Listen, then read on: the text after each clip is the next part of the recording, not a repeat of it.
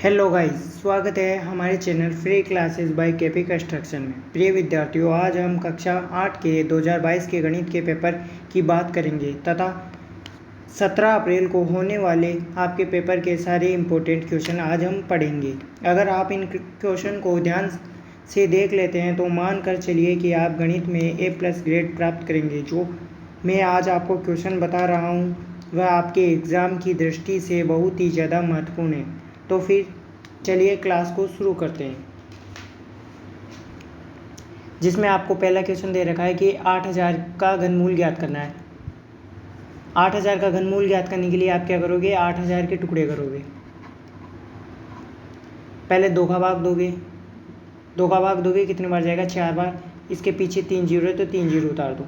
फिर 2 का भाग दोगे, ये जाएगा 2 बार। फिर 2 का भाग दोगे, ये जाएगा 1 बार।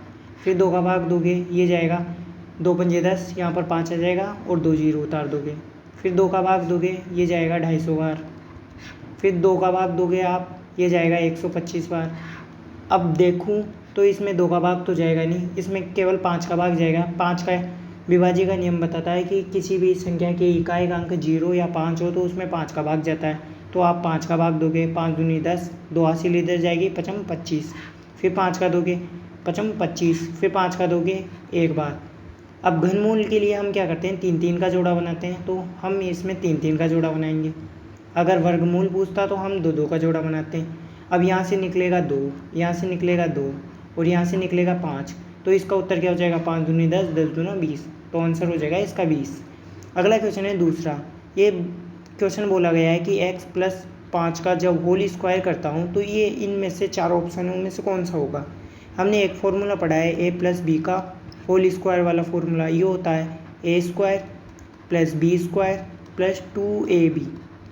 अब a का मान यहाँ पर देखूँ तो x है, b का मान देखूँ तो 5 है। बस इसमें मान रख दो, a की जगह आप x रखोगे, यहाँ पर स्क्वायर है तो इसका भी स्क्वायर करोगे। b का मान यहाँ पर क्या है, 5 है तो 5 यहाँ पर लिखोगे, यहाँ इसका स्क्वायर है तो इसका भी स्क्वायर करोगे। फिर +2 लिखोगे और a और b का मान लिख दो, x गुणा 5। जब आप इसे सोल्व करोगे तो ये तो हो जाएगा x², ये हो जाएगा 25, ये हो जाएगा 10x। अब ध्यान से देखूँ तो ये वाला कौन से ऑप्शन में मिल रहा है, पहले वाले में। तो इसका उत्तर क्या हो जाएगा, x² + 10x + 25।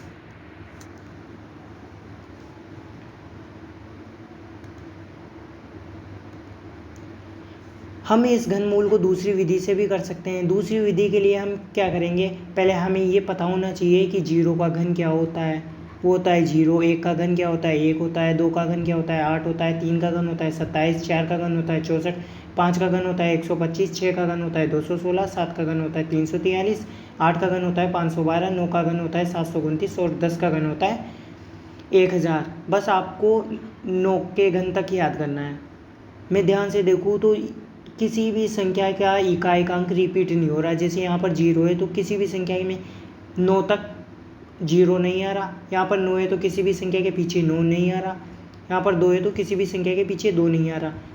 इस विधि की एक खास बात यह है कि हम जैसे बड़ी से बड़ी संख्या हो उसे आराम से हल कर सकते हैं। इस विधि से हम 8000 का घनमूल ज्ञात करने की कोशिश करेंगे। ये विधि क्या बोलती है कि आप पहले 3 का जोड़ा बनाओ। जैसे इसमें 3 का जोड़ा बनाया और इसमें नहीं बना तो इसे छोड़ दो। अब ये देखो कि इसका इकाई अंक क्या है, पीछे वाली संख्या का इकाई अंक क्या है, 0 है। 0 किसका घन हो रहा है, इस 0 का घन हो रहा है तो आप इस 0 को उतारो। फिर अगले में हम क्या करते हैं कि ये देखेंगे कि ये 8 है, ये किससे बड़ा है और किससे छोटा है। 1 के घन से तो बड़ा है और 2 के घन से बराबर है और 3 के घन से छोटा है। तो हमें ऐसी संख्या लेनी है जिससे तो ये बड़ा हो और जिससे ये छोटा हो। अब ये 2 के घन से बराबर है तो हमें ये वाली संख्या लेनी है, 2 का घन। तो इसका उत्तर क्या हो जाएगा, 20। हमेशा हमें छोटा वाला ही अंक लेना है। जैसे अगर यहाँ पर 10 होता तो 8 से तो बड़ा होता है और 27 से छोटा होता है, लेकिन हमें संख्या कौन सी लेनी है, छोटे वाली लेनी है। अगर यहाँ पर 28 होता तो ये 3 के घन से तो ज़्यादा है और 4 के घन से छोटा है। हमेशा अंक छोटे वाला ही लेना है। जैसे 3 का घन था तो हम क्या लेते, फिर 3 लेते।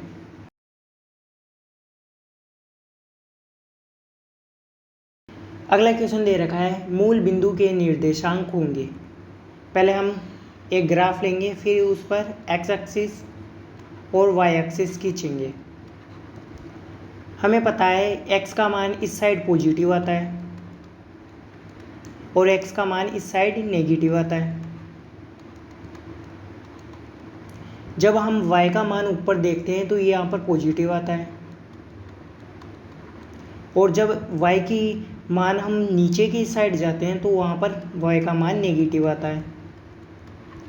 और यहाँ पर मूल बिंदु के निर्देशांक क्या होते हैं, एक्स पर 0 और वाई पर 0। अब ये क्वेश्चन पूछा गया था कि मूल बिंदु के निर्देशांक क्या होते हैं। पहले वाला अक्सर क्या बताया, एक्स को बताता है और फिर वाई को बताता है। मुझे एक्स पर कितना चलना है, मूल बिंदु पर 0 चलना है, और वाई पर कितना चलना है, 0। ये मूल बिंदु के निर्देशांक होते हैं। जैसे यहाँ पर कोई बिंदु होता, एक्स पर कितना था, 3 था, तो पहले आप एक्स को लिखते हो फिर वाई को लिखते हो, तो इस बिंदु के निर्देशांक क्या होते हैं, 3 और 2। ये एक्स को बताता है, ये वाई को बताता है। इसी प्रकार इसने पूछा था कि मूल बिंदु के निर्देशांक क्या होते हैं। मूल बिंदु यहाँ पर होते हैं तो इसके निर्देशांक 0 0 होते हैं। ये आपका आंसर हो जाएगा।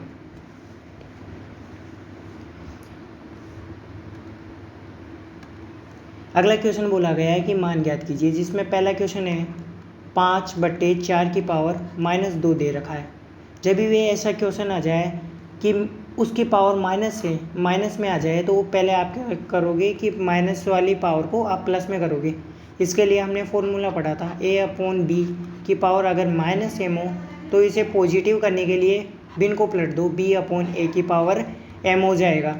तो इसका उत्तर क्या हो जाएगा, 4/5 की पावर 2। जब हम इसे सॉल्व करेंगे ये पावर इसकी भी होगी इसकी भी होगी, तो 4 × 4 ये हो जाएगा 5 × 5। जब हम इसे सॉल्व करेंगे ये हो जाएगा 4 × 16 और ये हो जाएगा 25। इसका उत्तर ये हो जाएगा। अगला क्वेश्चन है दूसरा, जिसमें बोला गया है कि -5 की पावर 3 को गुणा करना है हमें -1/5 की पावर 2 से। जब भी ऐसा क्वेश्चन आ जाए आप पूरे ब्रैकेट को खोलो। जैसे -5 की पावर 3 है तो -5 को आप 3 बार गुणा करके लिखो। ऐसे ही -1/5 की पावर 2 है तो इसे -1/5 को 2 बार गुणा करके लिखो। पहले हम इसे सोल्व करते हैं फिर इसे सोल्व करते हैं। अब यहाँ पर देखो माइनस गुणा माइनस क्या होता है, प्लस, और प्लस गुणा माइनस क्या होता है, माइनस। तो हम लिखेंगे -5 × 5 × 5। अब यहाँ पर देखो तो ये माइनस गुणा माइनस क्या होता है, प्लस होता है, तो 1/5 × 1/5। अब इनके बट्टे में कुछ भी नहीं है तो मैं 1 लगा दूँ, कोई फ़र्क पड़ेगा, नहीं पड़ेगा। ये 5 से ये 5 कैंसिल, ये 5 से ये 5 कैंसिल, तो उत्तर क्या आ जाएगा, -5 को मैं 1 से गुणा करूँगा तो उत्तर क्या आएगा, -5, और 1 को 1 से गुणा करूँगा तो नीचे क्या आएगा, 1। तो आप इसे ऐसे लिख सकते हो -5। ये आपका आंसर हो जाएगा।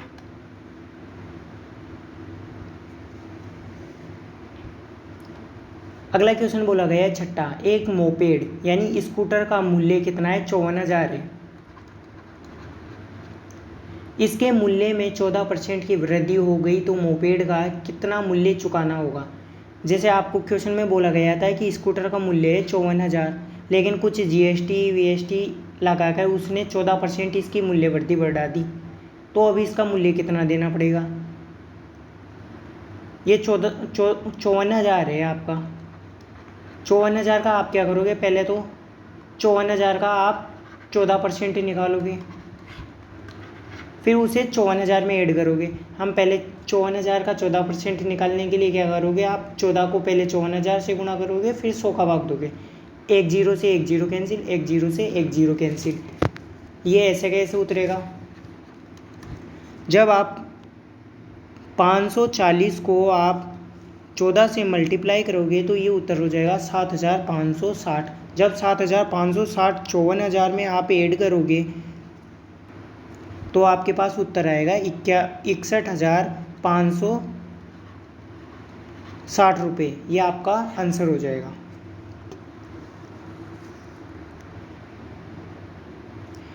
अब हम इसे दूसरी विधि से भी समझते हैं।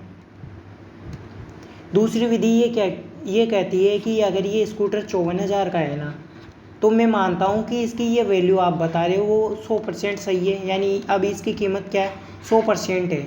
जैसे ही अगर इसमें 14% की वृद्धि हुई तो अब ये स्कूटर मुझे कितने का मिलेगा, 14% अधिक का मिलेगा, यानी अब ये मुझे मिलेगा 100 में आप 14% ऐड करोगे तो उत्तर क्या आएगा, 114% आएगा। इसका मतलब है कि ये स्कूटर अब मुझे कितने का मिलेगा, 114% का मिलेगा। तो 54,000 का जब आप 114% निकालोगे तो 114 को तो इससे गुणा करोगे और 100 का भाग दोगे, 0 से 0 कट जाएगी, 0 से 0 कट जाएगी।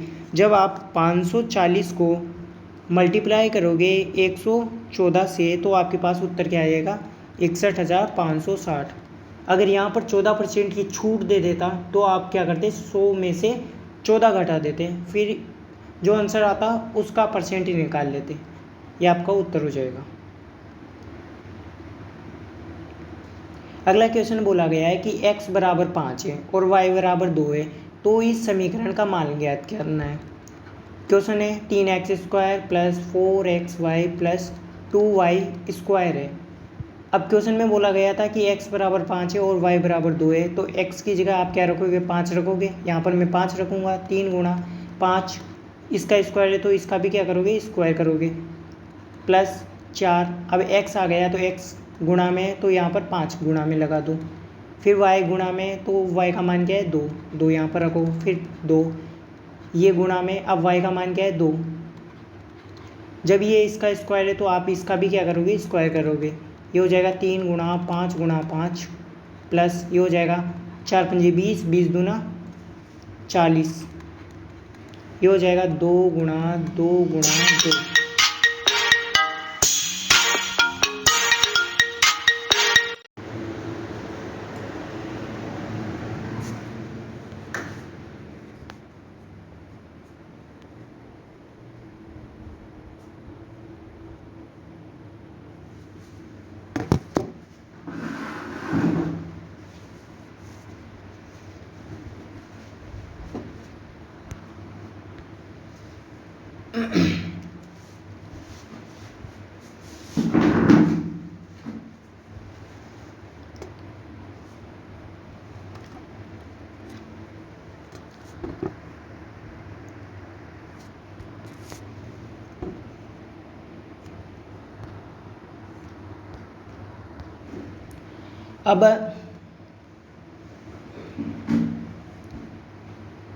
अब हम इन्हें गुणा करके लिखेंगे। जब 3 को मैं 5 से गुणा करूँगा ये आएंगे 15, 15 को जब मैं 5 से गुणा करूँगा तो ये हो जाएंगे 75, ये 40 ऐसे कैसे, प्लस 2 दूनी 4, 4 दूनी 8। जब मैं 75 में 40 ऐड करूँगा यह हो जाएंगे आपके 115, और 115 में जब मैं 8 जोड़ूंगा तो आपका उत्तर हो जाएगा 123। ये आपका आंसर हो जाएगा। अगला क्वेश्चन है 8वां, जिसमें कहा गया है आयत व समांतर चतुर्भुज में 2 समानताएं लिखिए। पहले मैं आयत बनाता हूँ और फिर मैं समांतर चतुर्भुज बनाऊंगा।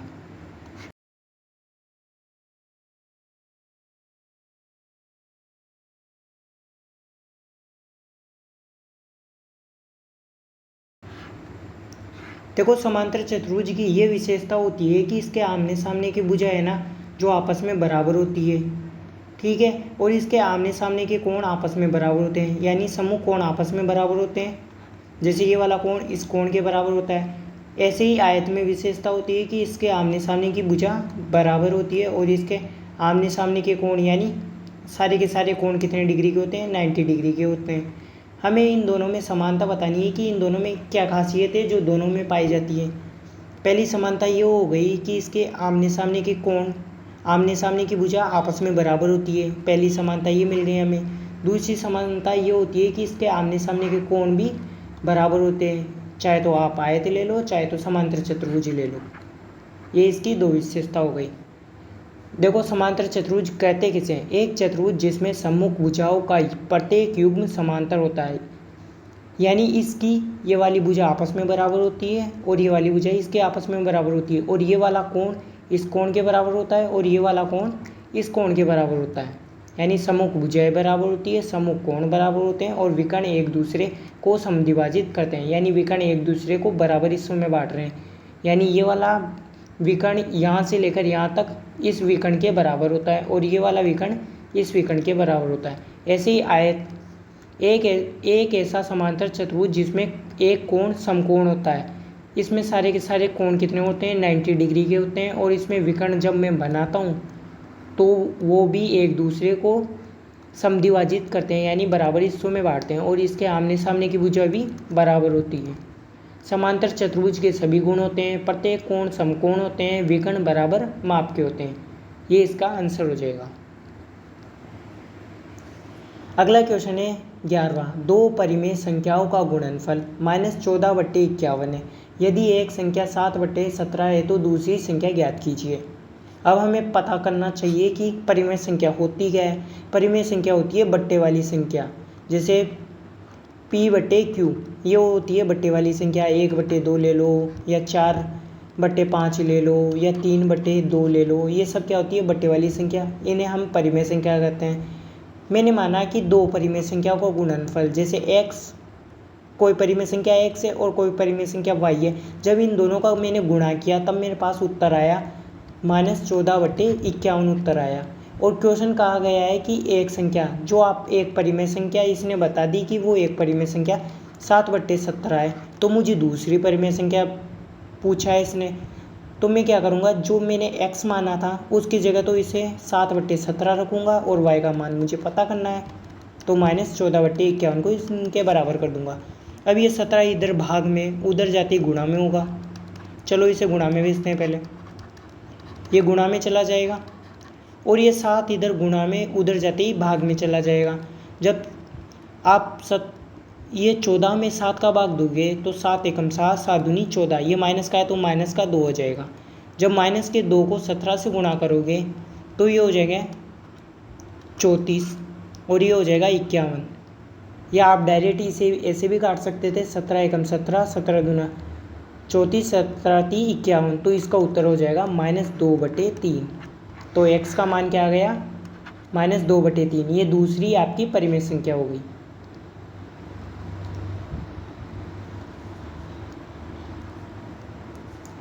अगला क्वेश्चन है 12वां, निम्नलिखित में से प्रत्येक के अक्षरों के मान ज्ञात कीजिए तथा संबंध चरणों के लिए कारण भी दीजिए।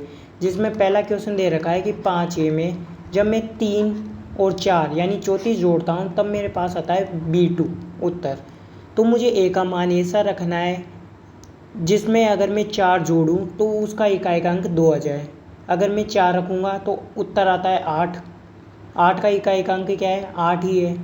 तो यहाँ पर ऐसी संख्या रखनी है जिसका इकाइकांक 2 आ जाए।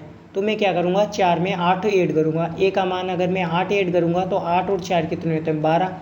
इकाइकांक 2 मिला तो यहाँ पर 2 और हासिल गई ऊपर 1। 5 और 1 कितना होता है, 6। 6 में जब आप 3 ऐड करोगे तो उत्तर आ जाएगा 9। ये आपका आंसर हो जाएगा।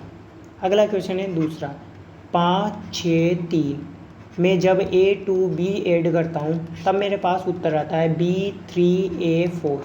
अब मुझे B का मान यहाँ पर जो रखूँगा वही B का मान यहाँ पर रखना है। जो मान यहाँ पर A का रखूँगा वही मान यहाँ पर मुझे A का रखना पड़ेगा। तो मुझे B का मान ऐसा रखना है कि 3 में वो जोड़ूँ ना तो उत्तर 4 आ जाए। अगर मैं B का मान 1 रखूँ तो 3 और 1 4 होता है, तो B का मान यहाँ पर भी 1 होना चाहिए। 6 और 2 कितने होते हैं, 8 होते हैं, तो A का मान यहाँ पर 8 आया। तो यहाँ पर A का मान जरा 8 रखना। 8 और 5 कितने होते हैं, 13। 13 की 3 हासिल गई 1। तो B का मान यहाँ पर मुझे क्या मिला, 1। तो इसका मतलब B का मान क्या होगा, 1 होगा और A का मान यहाँ पर 8 होगा। यह आपका आंसर हो जाएगा।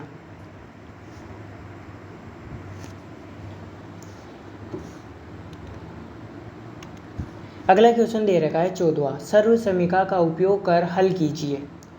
जहाँ पर भी सर्व समीकरण आ जाए वहाँ पर आप फॉर्मूले का यूज़ करोगे। अब देखो इसमें पहला क्वेश्चन दे रखा है कि 105 को मैं 104 से गुणा करता हूँ तो उत्तर क्या आता है। आप डायरेक्ट गुणा नहीं करोगे, मुझे इस सर्व समीकरण में बदलना है। तो मैं क्या करूँगा कि 105 को मैं 100 + 5 लिख सकता हूँ। ऐसे ही मैं 104 को क्या लिखूँगा, 100 + 4 लिखूँगा। अब ये देखूँगा कि ये किस फॉर्मूले से मैच कर रहा है। आपने एक सर्व समीकरण पढ़ी होगी, x + a गुणा x + b, ये होता है x² + a + b गुणा x + a गुणा b। ये सर्व समीकरण होती है, आइए आपको याद रखनी है। अब यहाँ पर देखो x का मान क्या है, 100 है, तो क्या x का मान यहाँ पर भी 100 है क्या। a का मान यहाँ पर 5 है तो b का मान यहाँ पर क्या है, 4 है। x की जगह आप क्या रखोगे, 100। जब इसका स्क्वायर है तो आप इसका भी स्क्वायर करोगे। ए का मान क्या है 5, यहाँ पर 5 रखोगे और बी का मान यहाँ पर क्या है 4, यहाँ पर 4 रखोगे और एक्स का मान यहाँ से उठाओगे, ये हो जाएगा 100 प्लस ए गुणा बी, ए का मान है 5 और बी का मान है 4, इन्हें आपस में गुणा करके लिखोगे। अब जब मैं 100 का स्क्वायर करूँगा, इसके 2 जीरो है तो 4 जीरो हो जाएगी स्क्वायर करने पर। 5 और 4 कितने होते हैं, ये होते हैं 9। 9 को जब मैं 100 से गुणा करूँगा ये हो जाएंगे आपके 900। जब मैं 5 को 4 से गुणा करूँगा ये हो जाएगा 5 चौक 20। जब 10,000 में मैं 900 जोड़ूंगा फिर 20 जोड़ूंगा तो उत्तर क्या आएगा, ये आपका उत्तर आ जाएगा 10,920। ये आपका आंसर हो जाएगा।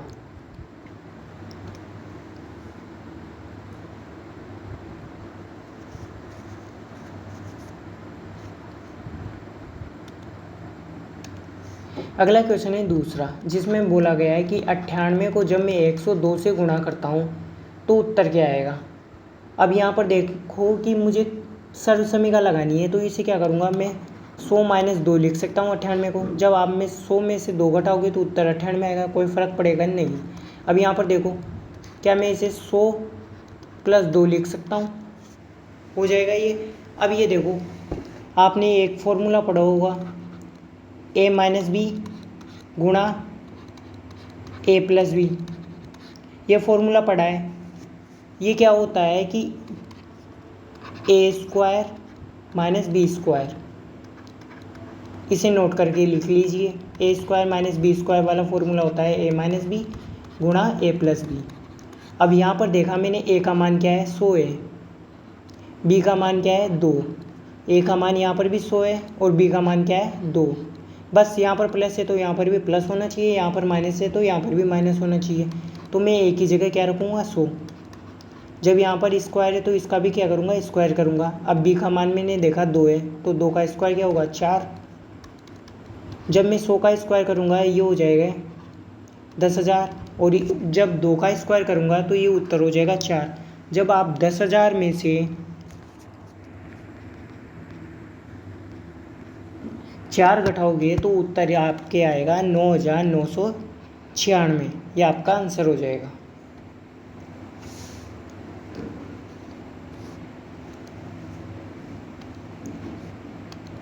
अगला क्वेश्चन बोला है 15वां, आकृति में ए बी सी डी एक समांतर चतुर्भुज है, एक्स वाई जेड का मान ज्ञात करना है। अब क्वेश्चन बोला गया है कि ये एक समांतर चतुर्भुज है। हमने समांतर चतुर्भुज के बारे में बातें समझी है कि समांतर चतुर्भुज के सम्मुख भुजाएं बराबर होती है, यानी ये वाली भुजा इस भुजा के बराबर होती है और ये वाली भुजा इस भुजा के बराबर होती है। दूसरी बात हमने सीखी थी कि ये वाला कोण इस वाले कोण के बराबर होता है, यानी सम्मुख कोण बराबर होता है। तो y का मान मुझे क्या मिल जाएगा 70 मिल जाएगा, क्योंकि ये 70 है तो ये भी 70 होगा। जब x का मान आपको पता चल जाए तो y का भी मान पता चल जाएगा, क्योंकि ये आमने सामने के कोण भी क्या होते हैं, बराबर होते हैं। इसके लिए x का मान ज्ञात करने के लिए हम क्या करेंगे कि इन दोनों कोणों को जब मैं जोड़ूंगा ना तो वो 180 डिग्री के बराबर आता है। क्यों आता है, क्योंकि जब समांतर चतुर्भुज के आसन कोणों को आप जोड़ते हो तो उत्तर आता है 180 डिग्री। किस कारण से, आसन कोणों को जोड़ने पर।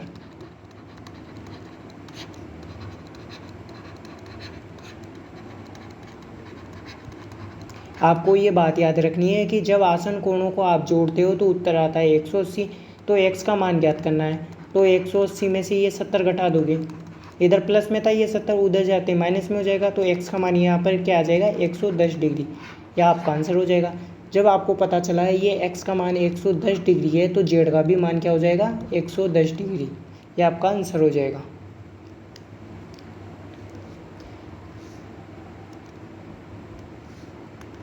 अगला क्वेश्चन है 17वां। इसमें पहला क्वेश्चन दे रखा है कि एक्स स्क्वायर माइनस 49 है। मैंने क्या किया कि एक्स स्क्वायर ये होता है 49, 7 का स्क्वायर, मैंने इसे ऐसे लिख दिया 7 का स्क्वायर। फिर मैंने देखा इसमें फॉर्मूला कौन सा लग रहा है। इसमें मुझे याद आया कि ये ए स्क्वायर माइनस बी स्क्वायर वाला फॉर्मूला लगता है। ये होता है ए माइनस बी गुणा ए प्लस बी होता है। मैंने ये फॉर्मूला लगाया ए स्क्वायर माइनस बी स्क्वायर। यहाँ से देखा मैंने ए का मान एक्स है, इसका स्क्वायर है तो यहाँ पर भी स्क्वायर है, तो ए का मान क्या मिला एक्स मिला। यहाँ पर माइनस है तो यहाँ पर भी माइनस है, ये स्क्वायर है तो ये भी स्क्वायर है, तो बी का मान क्या मिला 7 मिला। बस फॉर्मूले में मान पुट कर दो, ए माइनस बी गुणा ए प्लस बी। जहाँ पर ए दिख रहा है वहाँ पर क्या रखोगे एक्स, और जहाँ पर बी दिख रहा है वहाँ पर 7 रख दो, ये आपका आंसर हो जाएगा। गुणनखंड यानी टुकड़े करना है। ये पहले जुड़ा हुआ था, हमने क्या किया गुणनखंड कर दिया, इसके टुकड़े कर दिए। अगला क्वेश्चन है दूसरा, इसमें बोला गया है x square minus 11x plus 24 है। अब इस जब भी ये 3 पद वाला दिखे तो इसको पहले आपको क्या करना है 4 पदों में बांटना है। इसके लिए आप क्या करो, ये बीच वाला पद आता है ना उसे 2 हिस्सों में बांटना है। ये अभी ये कैसे बटेगा, इसके लिए सिंपल सा तरीका है कि आप 24 के टुकड़े करो, जो पीछे वाली संख्या है उसके टुकड़े कर दो।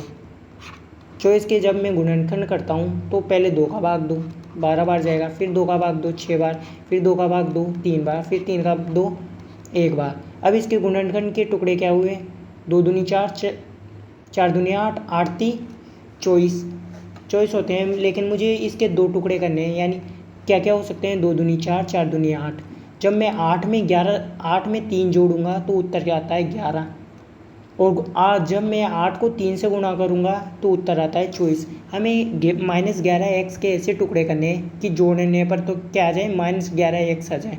तो इसके टुकड़े क्या होंगे -3x और -8x। क्या गुणा करने पर भी प्लस के 24x स्क्वायर आ रहे हैं, यानी इसका और इसका गुणनफल आ रहे हैं क्या। अब देखो जब मैं 3 को 8 से गुणा करता हूँ तो 24 आता है, माइनस गुणा माइनस प्लस हो जाएगा, और x गुणा x क्या होगा x स्क्वायर, और जोड़ने पर देखो -8x में -3x जोड़ूंगा तो आ जाएगा -11x। बस -11x की जगह ये पुट कर दो। चलो ये रखते हैं x square -3x -8x plus 24। जब भी 4 पदों वाला समीकरण दिखे तो आप 2 के जोड़े बनाओगे।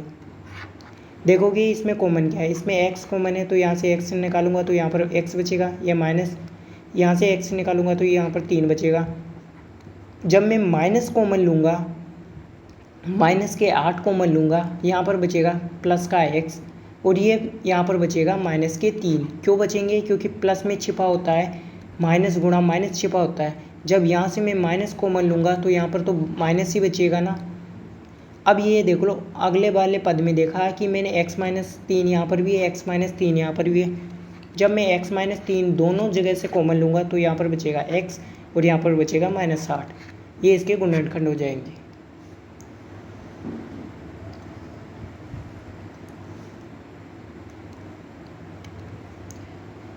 अगला क्वेश्चन बोला गया है 18वां, 2 अंकों की एक संख्या में एक अंक दूसरे अंक से 4 गुना है। अंक पलटने पर बनी संख्या को इसमें जोड़ने पर 110 प्राप्त होता है, तो संख्या बताइए। कोई संख्या है, जैसे आप मान लो AB है, ये AB कोई संख्या है। क्वेश्चन बोला गया है कि अगर ये x है ना तो ये इसका 4 गुना है, तो ये हो जाएगा 4x। जब इसका विस्तारित रूप लिखूं तो ये होता है 40x प्लस x होगा, क्योंकि ये यहाँ पर दाई का स्थान है, दाई का स्थान है तो ये 10 से गुणा होता है, तो ये हो जाएगा 40x प्लस x, ये हो गया आपका 41x। फिर अगले वाले क्वेश्चन में बोला गया है कि अंक पलटने पर बनी संख्या को इसमें जोड़ो। जब मैं इसके अंक पलटूंगा तो उत्तर क्या आएगा 14x। ये देखो 4 इधर चल जाएगा 1 इधर चल जाएगा, जब इन दोनों को पलटूंगा तो ये हो जाएगा 14x। अब ये बोला गया है कि जो आपके उत्तर आया उसमें ऐड करो, 4 में 1 जोड़ो 5, 4 में 1 जोड़ो 5, 55x, जो किसके बराबर है 110 के। जब मैं 110 के इसके बराबर करूँगा तो x का मान मुझे निकालना है, तो x को अकेला रखना है। तो यहाँ पर ये 55 क्या है गुणा में, उधर जाते हैं भाग में। जब आप 55 का भाग दोगे 110 में तो उत्तर आएगा 2, 55 दूना 110। जब x का मान 2 आ गया तो इस वाली संख्या में x का मान 2 रखो, तो 41 गुणा 2 कितना होता है, ये होता है 2 से गुणा करो, 2 एकम 2, 2 चौक 8, तो वो संख्या क्या आई 82। अब जब मैंने अंक पलटा था तब संख्या क्या बनी थी वो, फिर 2 से गुणा करो, ये हो जाएगी 28। चाहे तो अब इन्हें ऐड करके देखो कि क्या उत्तर आपका 110 ही था क्या। 8 और 2 कितने होते हैं 10, जब 8 में 1 जोड़ूंगा 9, 9 और 2 कितने होते हैं 10, जब 8 में 2 जोड़ूंगा तो ये हो जाएंगे 10, और 10 में 1 जोड़ूंगा तो ये उत्तर हो जाएगा 11। ये देखो ये वही संख्या आ रही है। और क्वेश्चन से मैच करके देखते हैं कि क्वेश्चन जो बोला था वही किया है कि हमने। 2 अंकों की एक संख्या में एक अंक दूसरे से 4 गुना है। अब ये अंक इसका क्या 4 गुना है क्या? 2 का 4 गुना 8 होता है। तो आपका उत्तर सही है।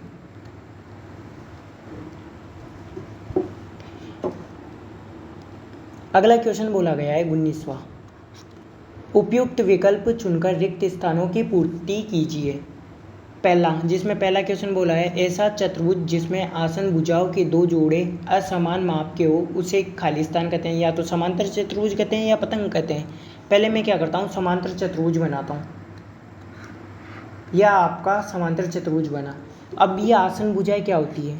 ये पास पास वाली भुजा आप बैठी होती है ना, इन्हें कहते हैं आसन भुजा। चाहे तो इसका नाम ले लो ABCD। अब AD के पास वाली कौन सी भुजा बैठी है? AB। या DC के पास वाली भुजा कौन बैठी है? BC। जो भुजा पास पास बैठी होती है उन्हें कहते हैं हम आसन भुजा। अब ये क्वेश्चन बोला गया है कि इसके कौन सा ऐसा चतुर्भुज है, या तो वो समांतर होगा या पतंग होगा, कि इसकी ये वाली भुजा और ये वाली भुजा असमान माप की होती है। हमने पढ़ा था समांतर चतुर्भुज में कि इसके आमने सामने की भुजा बराबर होती है, तो ये वाली भुजा इसके बराबर होगी और ये वाली भुजा इसके बराबर होगी। तो इसका मतलब ये दोनों भुजा आपस में बराबर नहीं होगी, तो इसका उत्तर क्या हो जाएगा? समांतर चतुर्भुज। लेकिन क्वेश्चन कुछ अलग हो जाए, अगर इसकी जगह समान माप के पूछ ले तो वो उत्तर हो जाएगा पतंग का, क्योंकि पतंग में ये वाली भुजा और ये वाली भुजा दोनों आसन भुजा है, क्योंकि दोनों आप पास पास बैठी है। और ये पतंग में ये वाली भुजा और ये वाली भुजा आपस में बराबर होती है। चाहे तो ये वाली भुजा आप देख सकते हो, ये वाली भुजा इसके बराबर होगी और ये वाली भुजा इसके बराबर होगी। अगर यहाँ पर समान माप का पूछे तो आप उत्तर पतंग बताओगे, अगर असमान माप का पूछे तो आप उत्तर समांतर चतुर्भुज बनाओगे।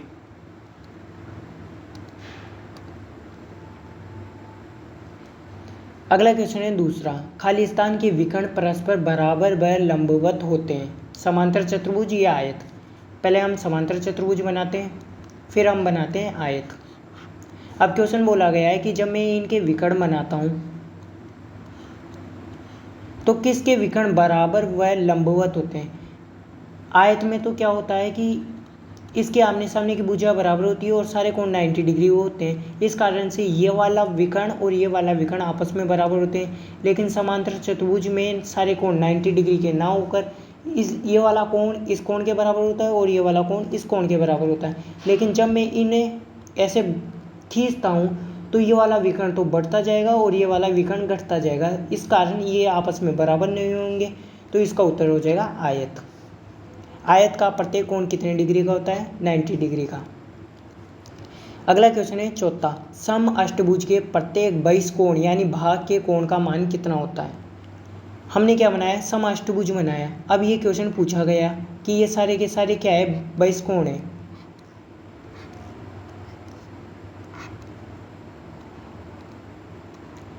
हमने पढ़ा था कि सारे 22 कोणों का योग 360 होता है। चाहे तो वो आयत ले लो, चाहे तो त्रिभुज ले लो आप। सारे 22 कोणों को जब मैं जोड़ूंगा तो उत्तर कितना आता है? 360 होता है। ऐसे ही आयत में भी होता है, ऐसे ही वर्ग में होता है। चाहे तो कितनी भुजाओ, सारे 22 कोणों का योग कितना होता है? 360। अब मैंने देखा कि इसके प्रत्येक कोण का मान कितना होता है, तो मैंने कोण गिने 1 2 3 4 5 6 7 8, तो 8 कोण है। 8 कोण मिलकर बनाते हैं 360 डिग्री के। तो एक कोण कितने डिग्री का बनाएगा? तो आप क्या करोगे? 360 में 8 का भाग दोगे आप। जब आप 360 में 8 का भाग दोगे तो उत्तर आएगा आपका 45। तो इसका उत्तर हो जाएगा 45।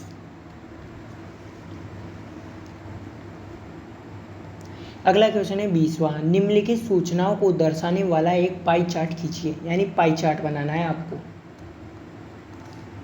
यह सारणी व्यक्तियों के एक समूह द्वारा पसंद किए जाने वाले रंगों को दर्शाती है। अब क्वेश्चन बोला गया है कि ये पाई चार्ट है ना, इसमें आपको इन पूरों को बनाना है। अब ये कैसे बनेंगे? पहले हम पाई चार्ट समझते हैं। पाई चार्ट होता क्या है? पाई चार्ट एक गोलाकार होता है, इसमें 360 डिग्री का कोण बनता है। अब ये क्वेश्चन बोला गया है कि ये योग है ना 36, ये 360 डिग्री के बराबर है, यानी ये 36 व्यक्ति है ना, ये कितने 36 व्यक्ति बराबर है 360 डिग्री के। तो एक व्यक्ति कितने डिग्री के बराबर होगा? ये होगा 360 डिग्री बट्टे 36, इसका मतलब 10 डिग्री के बराबर होगा। अब मुझे 360 डिग्री में बांटना है पूरा पूरा ये, तो एक व्यक्ति जब 10 डिग्री को बता रहा है तो 18 व्यक्ति कितने डिग्री को बताएगा? तो आप क्या करोगे, 10 डिग्री से गुणा करोगे, ये हो जाएगा 180 डिग्री। इसे 10 से गुणा करोगे तो ये हो जाएगा 90 डिग्री। जब इसे 10 से गुणा करोगे ये हो जाएगा 60 डिग्री, और जब इसे 10 से गुणा करोगे ये हो जाएगा 30 डिग्री। कहने का मतलब ये है कि योग ये चेंजेस होते रहते हैं, ये संख्याएं चेंजेस होती रहती है, बस आपको योग से समझना है। जितना भी योग दे दे, अगर 720 दे दे तो आपको समझना है कि ये 720 इस 360 डिग्री के बराबर है। फिर आप देखोगे कि ये 360 डिग्री 720 के बराबर है, तो जैसे सामान है ये कोई सामान, तो एक सामान कितने डिग्री का होगा उसके हिसाब से करना है। हमने क्या किया, एक चित्र बनाया। अब ये नीला था 180 डिग्री, अब ये देखो क्या 180 डिग्री का कोण बन रहा है। हरा था 90 डिग्री, मैंने 90 डिग्री बनाया। लाल था 60 डिग्री, तो मैंने 60 डिग्री का कोण बनाया। और पीला था 30 डिग्री, तो ये 30 डिग्री का कोण बनाया। तो इसका उत्तर क्या हो जाएगा, हरा हो जाएगा 90 डिग्री, नीला हो जाएगा 180 डिग्री, पीला हो जाएगा 30 डिग्री और लाल हो जाएगा 60 डिग्री। ये आपका आंसर हो जाएगा। बस क्वेश्चन को ध्यान से पढ़ना है। जैसे योग आ रहा है तो आपको योग इस पूरे डिग्री के बराबर मानना है, 360 डिग्री के बराबर मान लो, चाहे तो योग कुछ भी हो। अगर 500 भी है ना, 500 व्यक्ति भी है ना, तो उसको भी 360 डिग्री के बराबर मान लो। फिर आप एक व्यक्ति बराबर मानोगे कि एक व्यक्ति कितने के बराबर होगा। यहाँ पर गुणा में उधर जाते भाग में, तो ये 360 डिग्री बटे 500 हो जाएगा। अब 18 व्यक्ति थे, तो फिर आप 18 के लिए क्या करोगे, 18 से गुणा। अगर 9 के लिए पूछा होता तो 9 से गुणा करते, 6 का है तो 6 से गुणा करते, और 3 के लिए पूछा होता तो आप फिर 3 का गुणा करते। ये आपका आंसर आ जाता।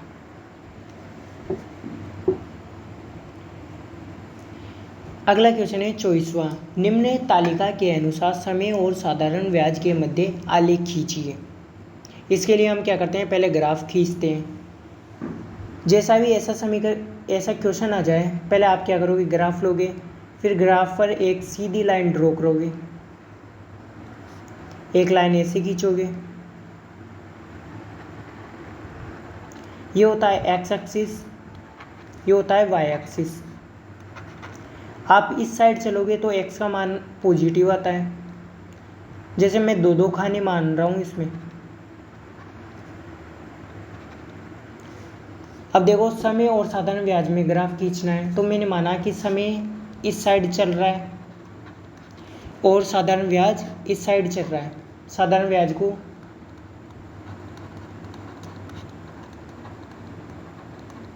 रुपए में।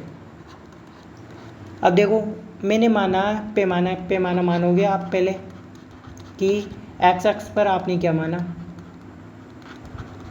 मैंने माना कि ये 2 बड़े खाने बराबर 1 वर्ष के, 2 बड़े खाने बराबर 1 वर्ष।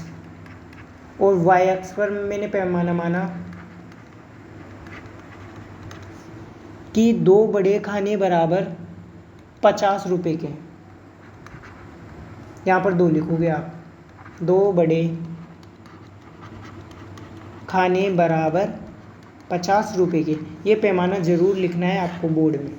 तो आप क्या करोगे, मैंने यहाँ पर 1 वर्ष लिखा है, यहाँ पर 2 वर्ष, यहाँ पर 3, यहाँ पर 4, यहाँ पर 5। अब यहाँ पर 50 रुपये माना था मैंने 2 बड़े खाने, तो आप लिखोगे 50, 100, फिर यहाँ पर लिखोगे 150, फिर यहाँ पर लिखोगे आप 200। फिर आप देखोगे कि 1 वर्ष पर कितना है, 50 है, तो 1 वर्ष पर यहाँ पर 50 हो जाएगा। 2 वर्ष पर देखा 100 है, तो यहाँ पर डॉट लगाओगे। पहले एक्स एक्स पर चलोगे, फिर वाई एक्स पर चलोगे, यहाँ पर 0 होता है। फिर मैंने देखा 3 वर्ष पर कितना है, 150 है, तो 3 वर्ष पर 150 यहाँ पर आ रहा है। 4 वर्ष पर देखा ये 200 आ रहा है, ये यहाँ पर हो जाएगा। जब आप इसको मिलाओगे तो एक सीधी लाइन मिलेगी। इससे ये पता चलता है जैसे जैसे समय बढ़ता जाएगा साधारण ब्याज भी बढ़ता जाएगा।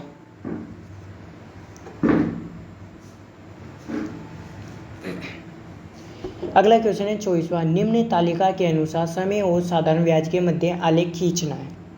इसके लिए हम क्या करेंगे, पहले ग्राफ पेज लेंगे, फिर हम एक लाइन ड्रॉ करेंगे। देखो ये एक्स एक्सिस बताती है और ये वाई एक्सिस बताती है। अब फिर आप क्या मानोगे, पहले तो आप मानोगे पैमाना एक्स एक्स पर, जैसे मैंने एक्स एक्स पर क्या माना, समय मान लिया इधर कि 2 बड़े खाने बराबर 1 वर्ष के, 2 बड़े खाने बराबर 1 वर्ष के। और वाई एक्स पर मैंने पैमाना माना, पैमाना क्या माना कि 2 बड़े खाने बराबर 200 रुपये के। अब यहाँ पर 1 वर्ष, ये 2 वर्ष, ये 3 वर्ष, ये हो जाएगा 4 वर्ष और ये हो जाएगा 5 वर्ष। और यहाँ पर मैंने 200 माना था, यहाँ पर 200 लिखोगे, यहाँ पर 400 रुपये लिखोगे, यहाँ पर 600 रुपये लिखोगे और यहाँ पर हो जाएगा 800 रुपये। और इधर लिखोगे आप साधारण ब्याज। फिर देखोगे 1 वर्ष पर कितना साधारण ब्याज है, 200 है तो यहाँ पर डॉट लगाओगे। फिर देखोगे 2 वर्ष पर 400 है तो यहाँ पर डॉट लगाओगे। फिर 3 वर्ष पर 600 है तो यहाँ पर डॉट लगाओगे। 4 वर्ष यहाँ पर है तो 4 वर्ष के लिए यहाँ पर डॉट लगाओगे। फिर इस रेखा को मिला दोगे। यहाँ से भी हमें पता चल रहा है कि जब हम इन बिंदुओं को मिलाते हैं तो एक सीधी रेखा पता चल रही है। इससे ये पता चलता है कि जैसे जैसे समय बढ़ेगा साधारण ब्याज भी क्या होगा, बढ़ेगा। यह आपका आंसर हो जाएगा। अगला क्वेश्चन है 64 का घनमूल ज्ञात कीजिए। अब पहले हम क्या करेंगे, 64 के टुकड़े करेंगे। पहले 2 का भाग 2 32 बार, फिर 2 का भाग 2 16 बार, फिर 2 का भाग 2 8 बार, फिर 2 का भाग 2 ये जाएगा 4 बार, फिर 2 का भाग 2 2 बार, फिर 2 का भाग 2 1 बार। अब हम जानते हैं कि घनमूल में हम 3 के जोड़े बनाते हैं। चलो 3 के जोड़े बनाए हमने। यहाँ से निकला 2 और यहाँ से निकला 2। 2 गुणा 2 कितना होता है, 4। तो इसका उत्तर हो जाएगा 4। क्वेश्चन अगला दूसरा, 12x व 36 का सार गुणनखंड कीजिए। यानी पहले तो आप क्या करोगे, इसके टुकड़े करोगे। जैसे 12x को मैं लिख रहा हूँ 12 गुणा x, ऐसे ही मैं 36 को क्या लिख सकता हूँ 12 गुणा 3। सार का मतलब होता है कि जो संख्या दे रखी है उसमें कॉमन क्या है। अब यहाँ पर भी 12 है और यहाँ पर भी 12 है तो इसका उत्तर क्या हो जाएगा 12। यह आपका आंसर हो जाएगा। अगला क्वेश्चन है चौथा, बिंदु 3 व -2 का स्थित है। अब ये देखो पहला x को बताता है फिर y को बताता है। इसके लिए हम क्या करेंगे, पहले ग्राफ बनाएंगे। ये x एक्सिस होता है और ये y एक्सिस होता है। हमें पता है x का मान इस साइड तो पॉजिटिव चलता है 1 2 3 और इस साइड नेगेटिव चलता है। y का मान ऊपर की साइड पॉजिटिव और y का मान नीचे की साइड नेगेटिव होता है। अब देखो x पर मुझे जाना है 3। अब प्लस का 3 इस साइड है तो यहाँ पर गया। फिर y का मान मैंने देखा कि -2 जाना है। ऊपर जाऊँगा तो प्लस के 2 मिलेंगे और नीचे जाऊँगा तो -2। ये बिंदु कहीं यहाँ पर होगा, यहाँ पर होगा ये बिंदु। तो यहाँ पर इसके निर्देशांक लिखे मैंने। आपको पता होना चाहिए कि यहाँ पर है x और y का मान पॉजिटिव आता है और यहाँ पर x का मान तो नेगेटिव आता है लेकिन y का मान पॉजिटिव आता है। यहाँ पर दोनों का मान ऋणात्मक आता है और यहाँ पर y का मान तो ऋणात्मक आता है और x का मान पॉजिटिव आता है। ये होता है प्रथम चतुर्थांश, ये होता है सेकंड चतुर्थांश, ये होता है थर्ड चतुर्थांश, ये होता है चतुर्थ चतुर्थांश। यानी ये इसका पहला घर है, ये दूसरा घर है, ये तीसरा घर है, ये चौथा घर है। तीसरे घर में दोनों ऋणात्मक होते हैं और पहले घर में ये दोनों पॉजिटिव होते हैं। जब भी इस प्रकार के क्वेश्चन आ जाए कि -3 और -2 जाना है तो ये पहले आप जाओगे x पर -3 चलोगे, x पर -3 यहाँ पर मिलेगा और फिर y पर जाओगे -2 तो -2 कुछ यहाँ पर मिलेगा तो ये बिंदु यहाँ पर मिलेगा। ये कौन से घर में आया है, तीसरे घर में। तो आपसे इससे रिलेटेड क्वेश्चन पूछ सकता है। जैसे इसमें पूछा था ये कहाँ स्थित है, ये वाला क्वेश्चन कहाँ स्थित है, तो ये चतुर्थ चतुर्थांश में मिला है मुझे, यहाँ पर मिला है। अगर ये यहाँ पर मिलता तो ये एक्स अक्ष पर होता, अगर ये यहाँ पर मिलता तो ये वाई अक्ष पर होता, लेकिन मुझे मिला यहाँ पर है तो ये चतुर्थांश में है। यह आप ग्राफ बनाकर भी कर सकते हो। अगला क्वेश्चन है 5वां। क्वेश्चन बोला गया है पहला कि 2/3 की पावर दे रखा है इसने 2 को मैं गुणा करूँगा 1/2 की पावर 3 से, तो उत्तर क्या आएगा। अब ये पावर इसकी भी होगी इसकी भी होगी, यानी 2/3 को 2/3 से गुणा करके लिख दूँ। ऐसे ये 3 इसकी भी पावर होगी इसकी भी पावर होगी, यानी 3 बार गुणा करके लिखो। 2 से 2 कैंसिल 2 से 2 कैंसिल, तो उत्तर क्या आएगा। 1 को जब मैं 1 से गुणा करूँगा ऊपर उत्तर आएगा 1, 3 तिया 9, 9 को जब मैं 2 से गुणा करूँगा तो उत्तर आएगा 18। ये इसका आंसर हो जाएगा।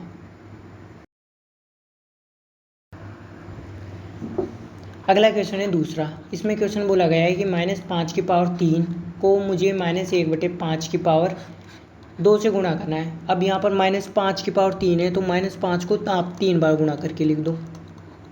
ऐसे ही -1/5 की पावर 2 है तो -1/5 को 2 बार गुणा करके लिख दो। इनके बटे में 1 लगा दूँ, कोई फ़र्क पड़ेगा नहीं पड़ेगा। अब ये माइनस गुणा माइनस क्या होता है प्लस, प्लस गुणा माइनस क्या होता है माइनस, और माइनस गुणा माइनस क्या होता है प्लस, और प्लस गुणा क्या होता है माइनस माइनस। तो जो आंसर आएगा वो किस में आएगा, माइनस में आएगा। 5 से 5 कैंसिल 5 से 5 कैंसिल, तो उत्तर बचा 5, ऊपर उत्तर 5 बचा और नीचे बचा 1, तो इसका आंसर क्या हो जाएगा -5। यह आपका आंसर हो जाएगा। अगला क्वेश्चन बोला गया है छठा। मोहन के खेत में कुल 1275 वृक्ष हैं। उसके कितने वृक्ष हैं, 1275 वृक्ष हैं, जिसमें से 36% वृक्ष फलदार है। खेत में फलदार वृक्षों की संख्या कितनी है। अभी ये जो वृक्ष है ये 100% है, यानी इसमें फलदार भी है बिना फलदार वाले भी वृक्ष हैं। अब 36% ऐसे पेड़ है इसमें जो फल देते हैं। अब हमें फलदार वृक्षों की संख्या ज्ञात करनी है, तो आप क्या करोगे कि ये 1275 वृक्ष है ना, उसका 36% निकालोगे। 36% निकालने के लिए आप क्या करोगे कि 1275 को आप 36 से गुणा करोगे और 100 का भाग दोगे। चलो गुणा करते हैं 36 से, और फिर हम इसमें 100 का भाग देंगे। जब मैं गुणा करूँगा तो उत्तर आएगा 45,900। जब मैं 100 का भाग दूंगा तो 0 से 0 कट जाएगी, 2 0 से 2 0 कट जाएगी, तो उत्तर कितना आ जाएगा 459। तो फलदार वृक्षों की संख्या कितनी है 459 रुपये।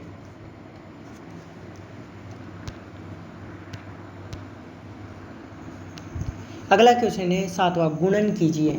अब इसमें ये वाला समीकरण को मुझे इससे गुणा करना है। इसके लिए आप क्या करोगे, ये 3x को पूरे ब्रैकेट से गुणा करोगे, फिर -5 को पूरे ब्रैकेट से गुणा करोगे। चलिए हम गुणा करते हैं। 3x को मैं पूरे ब्रैकेट से गुणा कर रहा हूँ, 5x + 3, फिर यहाँ पर -5 ऐसा कैसा उतारोगे, फिर 5x + 3 से गुणा करोगे। फिर हम क्या करेंगे, 3x को 5x से भी गुणा करेंगे, 3x को 3 से भी, ऐसे ही -5 को इससे भी गुणा करोगे और इससे भी गुणा करोगे। 3x को जब मैं 5x से गुणा करूँगा तो ऐसे लिखूँगा, फिर प्लस इंटू प्लस क्या होता है प्लस, 3x को फिर आप 3 से गुणा करोगे, माइनस इंटू प्लस क्या होता है माइनस, 5 को फिर 5x से गुणा करोगे, फिर देखोगे माइनस गुणा प्लस क्या होता है माइनस, फिर 5 को आप 3 से गुणा करोगे। चलिए सॉल्व करते हैं। 5 × 3 कितना आता है 15, और x की पावर 1, x की पावर होती है ये 2 हो जाएगी। ऐसे ये हो जाएगा 3 × 9x, ये हो जाएगा 5 × 25x, ये हो जाएगा 5 × 15, ये 15x² ऐसे कैसे, और 25 में से आप 9 घटाओगे तो उत्तर आएगा -16x, और ये -15। ये आपका आंसर यहाँ तक हो जाएगा, क्योंकि ये x है, किसी की भी पीछे x नहीं है, यहाँ पर x² है तो ये किसी से नहीं कटेगा, और ये संख्या है ये भी किसी से नहीं कटेगी, तो आपका उत्तर यहाँ तक हो जाएगा। अगला क्वेश्चन पूछा है, क्वेश्चन बोला गया है कि वर्ग व समचतुर्भुज में कोई दो अंतर लिखना है। वर्ग क्या होता है कि जिसकी सारी की सारी भुजा क्या होती है आपस में बराबर होते हैं, और सारे के सारे कोण कितने डिग्री के होते हैं 90 डिग्री के होते हैं, ये होता है वर्ग। लेकिन समचतुर्भुज होता है कि इसके सारी की सारी भुजा बराबर होती है, लेकिन यह ज़रूरी नहीं होता कि इसके सारे के सारे कोण 90 डिग्री हो, ये चेंजेस भी हो जाते हैं। और दूसरी अंतर क्या है कि इसके विकर्ण है ना आपस में बराबर होते हैं, लेकिन इसके विकर्ण बराबर हो भी सकते हैं, नहीं भी हो सकते हैं। जैसे समचतुर्भुज में ये वाला है, समांतर चतुर्भुज के सारे गुण होते हैं, विकर्ण परस्पर लंब होते हैं। जैसे जैसे अगर मैं इसको और इसको बढ़ाऊंगा तो ये कुछ ऐसा चपटा सा दिखेगा, आपको कुछ ऐसा दिखेगा, लेकिन इसमें विकर्ण, ये वाला विकर्ण बढ़ जाएगा और ये वाला विकर्ण घट जाएगा, तो इसमें एक अंतर ये मिल जाएगा। दूसरा, इसमें 90 डिग्री के कोण हो भी सकते हैं, नहीं भी हो सकते। अगर हो जाएंगे तो ये क्या बन जाएगा, वर्ग बन जाएगा। अगर नहीं होंगे तो ये समचतुर्भुज रहेगा। इसके ये दो अंतर लिख सकते हो आप। अगला क्वेश्चन बोला गया है 11वां, 4/3 व 3/8 के योग में से -11/7 + 4/7 को घटाना है। यानी ये वाली इनमें से जब आप इन दोनों को जोड़ोगे, जो आंसर आएगा वो इन दोनों को घटाना है। चलिए पहले 4/3 में हम 3/8 जोड़ेंगे, फिर क्या करेंगे, माइनस करेंगे -11/7 + 4/7 को। ठीक है, अब यहाँ पर देखा मैंने, यहाँ पर इसका हर 8 है और इसका हर 3 है, तो इसका पहले हम क्या करेंगे, हर समान करेंगे। हर समान करने के लिए आप क्या करोगे, एलसीएम लोगे। जब मैं 8 व 3 का एलसीएम लूँगा तो उत्तर आएगा 8 का 1 8, 3 का भाग 2 3, तो 8 3 24, तो इसका एलसीएम आया 24। 3 का भाग 2 ये 8 बार जाएगा, 8 का पाड़ा आप 4 बार बोलो, 8 में 16 8 24 832, तो यहाँ पर हो जाएगा 32। जब 8 का भाग इसमें दोगे 24 में, ये जाएगा 3 बार, 3 को 3 से गुणा करोगे तो ये हो जाएगा 9, ये माइनस। अब ये देखो इसका हर और इसका हर समान है, तो ये हो जाएगा 7 और ये -11 + 4। अब इसे सोल्व करते हैं। 32 में जब मैं 9 जोड़ूंगा तो उत्तर आएगा 41/24 और -11 में से 4 जाएगा तो उत्तर आएगा आपके 7, किसका, माइनस का 7 आएगा और यहाँ पर बचेगा 7।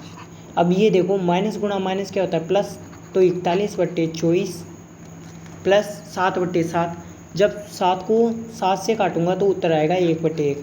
अब इनका एलसीएम लो, फिर 24 एलसीएम आएगा। 24 में 24 का भाग दूंगा तो एक बार, 24 में 24 का भाग दूंगा तो एक बार, और 1 को 41 से गुणा करूँगा, 41 पे प्लस का चिन्ह। जब मैं 1 को 24 में भाग दूंगा तो 24 बार जाएगा, और 24 को जब मैं 1 से गुणा करूँगा तो उत्तर आएगा 24। अब मैं क्या करूँगा, 24 में मैं 41 ऐड करूँगा तो उत्तर आ जाएगा आपका 65/24। ये आपका आंसर हो जाएगा। अगर सोल्व करना चाहो तो आगे भी सोल्व कर सकते हो आप।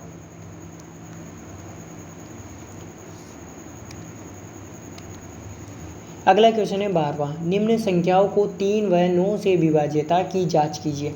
अब ये आपको क्वेश्चन पहला दे रखा है कि 2 3 1 2। अब इन संख्याओं को क्या कर रहा हूँ, मैं जोड़ रहा हूँ आपस में। क्यों जोड़ रहा हूँ, क्योंकि मैंने पढ़ा है कि 3 का विभाज्य का नियम क्या होता है। 3 का विभाज्य का नियम ये होता है कि आप संख्याओं को जोड़ो, अगर उनका योग 3 से विभाज्य होता है तो वो पूरी की पूरी संख्या 3 से विभाज्य होती है। इसी प्रकार 9 का विभाज्य का नियम भी यही कहता है कि आप संख्याओं को जोड़ो। अगर 9 से जो संख्या आ रही है, अगर 9 से पूरा भाग जा रहा है तो वह 9 से विभाज्य होगी। जैसे मैं 2 में 3 ऐड करूँगा तो ये उत्तर आएगा 5 आएगा। 5 में जब मैं 1 ऐड करूँगा तो उत्तर आएगा 6। जब 6 में 2 ऐड करूँगा तो उत्तर आएगा 8। क्या 8 में 3 का भाग जाता है, नहीं जाता। क्या 8 में 9 का भाग जाता है, नहीं जाता। तो ना तो इसमें 3 का भाग जाएगा, न इसमें 9 का भाग जाएगा। इसी प्रकार अगली संख्या लेते हैं दूसरी। इसमें बोला गया है 5 + 6 + 4 + 7 + 3 + 2। इसके लिए हम क्या करेंगे, पहले 5 में हम 6 ऐड करेंगे तो उत्तर आएगा 11। जब 11 में मैं 4 ऐड करूँगा तो उत्तर आएगा 15। 15 में जब मैं 7 ऐड करूँगा तो उत्तर आएगा 22। जब मैं 22 में 3 ऐड करूँगा तो उत्तर आएगा 25। 25 में जब मैं 2 ऐड करूँगा तो उत्तर आएगा 27। अब 27 में 3 का भाग जाता है, 3 नाम 27, तो ये वाली संख्या भी 3 से पूरी विभाज्य होगी। ठीक है, अब मैंने योग तो किया है 27। अब क्या इसमें 9 का भी भाग जा रहा है क्या, देखो 27 में 9 का भाग जा रहा है, इसके लिए हम क्या करें, 9 का पाड़ा बोलोगे आप, 9 एकम 9, 9 दूनी 18, 9 तिया 27, ये भाग जा रहा है 3 बार, 3 बार जा रहा है, तो इसका मतलब 9 का भाग जा रहा है, तो ये वाली पूरी समीकरण भी क्या होगा, पूरी संख्या भी 9 से विभाज्य होगी। ठीक है।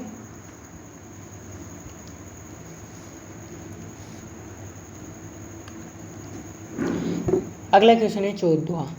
उचित सर्वसमीकाओं का उपयोग करते हुए निम्न के गुणनफल ज्ञात कीजिए। गुणनफल यानी गुणा करना है इन्हें। अब ये देखो, सर्वसमीका का यूज करना है, जो आपने फॉर्मूला पढ़ा है उससे हल करना है इसको। अब ये देखो 5a माइनस 7 की पावर 1, 5a माइनस 7 की पावर 1।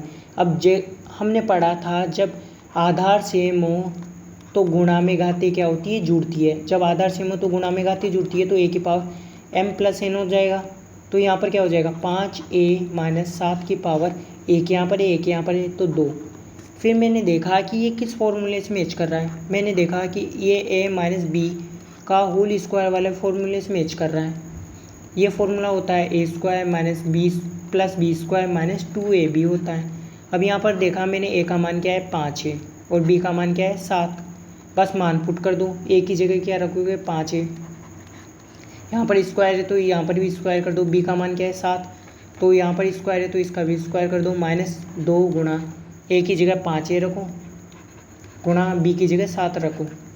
इसे हल करो, 5 का स्क्वायर क्या होता है 25, a का स्क्वायर a स्क्वायर प्लस 7 का स्क्वायर क्या होता है 49।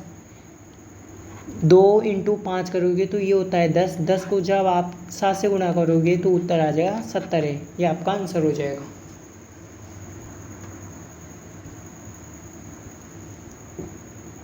अगला क्वेश्चन है दूसरा। 3a में जब मैं 5 जोड़ूं और उसको 3a प्लस 8 से गुणा करूँगा तो उत्तर क्या आएगा। अब आपको देखना है कि इसमें कौन सी सर्वसमीका लगेगी।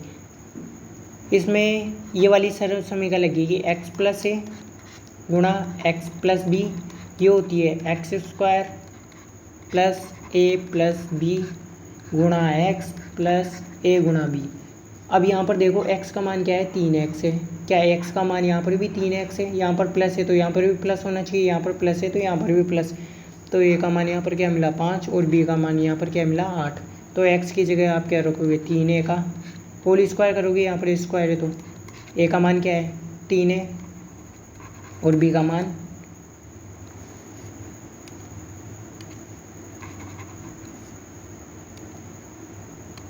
यहाँ पर a का मान क्या है 5 और b का मान क्या है 8। इन्हें ऐड करो और x का मान क्या है 3 है, तो 3a से गुणा करो। ऐसे ही a का मान क्या है 5 गुणा b का मान क्या है 8। अब इन्हें सोल्व करते हैं। अब ये पावर इसकी भी होगी इसकी भी होगी। 3 का स्क्वायर क्या होता है 9 और a का स्क्वायर क्या होता है a स्क्वायर, प्लस जब मैं 5 में 8 जोड़ूंगा तो उत्तर आएगा 13। जब 13 को मैं 3 से गुणा करूँगा तो ये उत्तर आएगा 39a, प्लस जब मैं 5 को 8 से गुणा करूँगा तो ये उत्तर हो जाएगा 40। तो आपका आंसर यहाँ तक हो जाएगा।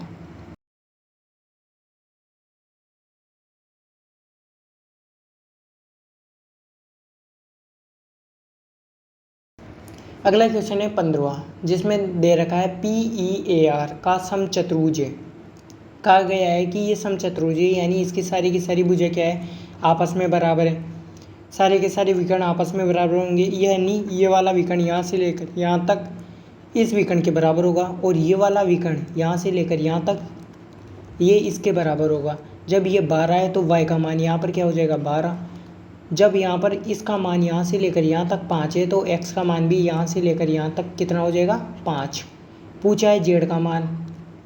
z का मान ज्ञात करने के लिए यहाँ पर क्या 90 डिग्री का कोण बन रहा है। तो हमने पढ़ा था कि जैसे आप समकोण त्रिभुज बनाते हो तो उसमें एक पाइथागोरस प्रमेय लगती है। पाइथागोरस प्रमेय क्या कहती है कि जब आप कर्ण का स्क्वायर करते हो वो बराबर होता है आधार का स्क्वायर प्लस लंब का स्क्वायर के बराबर होता है।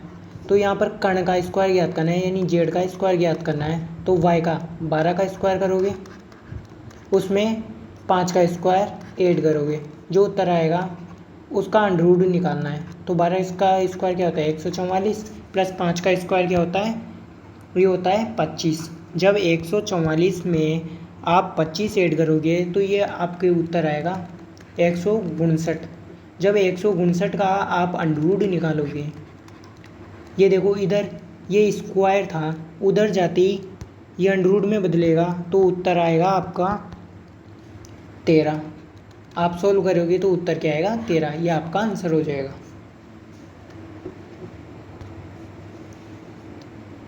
अगला क्वेश्चन है 17वां, सार्वगुणनखंड द्वारा गुणनखंड कीजिए। यानी सार्व यानी जो कॉमन है, सार्व यानी जो कॉमन है, यानी जो सारे पदों में मिल रहा है उसे बाहर निकालोगे, फिर उसका गुणनखंड करोगे। जैसा हम पहला क्वेश्चन ले रहे हैं, 10x² - 15b² + 20c² है। अब इन पहले क्या करोगे, आप इनका टुकड़ा करोगे। जैसे 10 को क्या लिख सकता हूँ मैं, 2 × 5। x को क्या लिखूँगा, x × x। ऐसे ही -15 को 3 × 5, b² को b × b। ऐसे ही 20 को क्या लिख सकता हूँ, 2 × 2 × 5, 5 दूनी 10, 10 दूना 20। ऐसे c × c। अब ये देखोगे कि इन तीनों में कॉमन क्या है।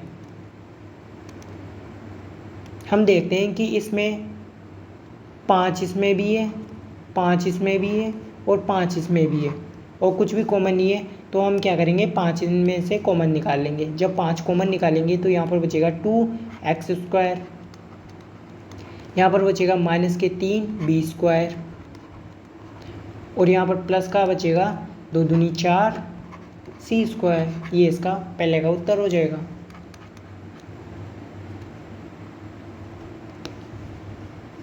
अगला क्वेश्चन है दूसरा, y² + 7y + 10 upon y + 5। Question बोला गया है कि ये जो समीकरण दे रखा है, पहले तो इसके टुकड़े करो यानी गुणनखंड करो, फिर आप क्या करोगे कि y + 5 का इसमें भाग दोगे। पहले हम इसके टुकड़े करते हैं। चलिए हम इस साइड टुकड़े करते हैं इसके। जब भी ये ऐसा क्वेश्चन आ जाए 3 पदों वाला, तो उसको क्या करो, आप 4 पदों में कन्वर्ट करो। अब 7y के ऐसे टुकड़े करने हैं कि जोड़ने पर तो मुझे क्या मिल जाए, 7y मिल जाए, और गुणा करने पर इसका और इसका गुणनफल मिल जाए, यानी 10y² आना चाहिए गुणा। तो इसके लिए आप क्या करोगे कि ये 10 पीछे वाली संख्या के टुकड़े करो। 2 का भाग दो 5 बार, 5 का भाग दो 1 बार। जब मैं 5 को 2 से गुणा करूँगा तो उत्तर क्या आएगा 10, और जब मैं 5 में 2 ऐड करूँगा तो उत्तर क्या 7 आ रहा है। तो इसके टुकड़े क्या हो जाएंगे 7y के, तो 2y + 5y हो जाएगा। चाहे तो गुणा करके देखो, 5 दूना 10, y × y² क्या इसका गुणनफल इन दोनों के गुणनफल के बराबर था। तो मैं क्या करूँगा, 7y की जगह ये मान पुट करूँगा। चलो ये मान रखता हूँ। जब भी आपको 4 वाले पद मिल जाए तो आप क्या करोगे, 2 के जोड़े बनाओगे। अब इन दोनों में देखोगे कॉमन क्या है, इसमें से y कॉमन मिला तो यहाँ पर बचेगा y और यहाँ पर बच जाएगा 2। जब इन दोनों में से मैं 5 कॉमन लूँगा तो यहाँ पर बचेगा y और यहाँ पर बचेगा 2। अब यहाँ पर y + 2 यहाँ पर भी है, y + 2 यहाँ पर भी है। जब मैं y + 2 दोनों से कॉमन लूँगा तो यहाँ पर बचेगा y और यहाँ पर बचेगा प्लस के 5। तो इस समीकरण की जगह मैं ये रख सकता हूँ। चलो रखते हैं हम, y + 2 गुणा y + 5, और भाग देना था मुझे y + 5। अभी इसकी शकल किससे मिल रही है, इससे मिल रही है, तो इसको इससे कैंसिल कर दो तो उत्तर हो जाएगा y + 2। ये आपका आंसर हो जाएगा।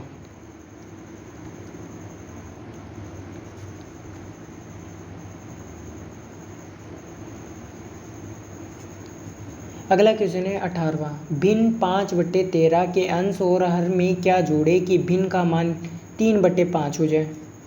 क्वेश्चन बोला गया है कि ये अंश और ये हर है। ऊपर वाला होता है अंश और नीचे वाला होता है हर। अब इसमें मुझे कुछ ऐसा ऐड करना है, दोनों जगह ऐड करना है कि इसका मान कितना हो जाए, 3/5 हो जाए।